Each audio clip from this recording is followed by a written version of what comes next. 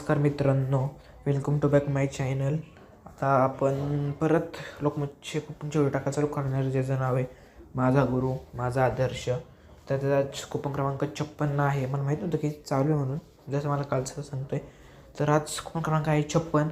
त्याचा प्रश्न आहे, डॉक्टर दिलीप घारे यांचे नाटकातील पहिले गुरु कोण? त्याचे 3 ऑप्शन आहेत. पहिलं ऑप्शन आहे प्रा.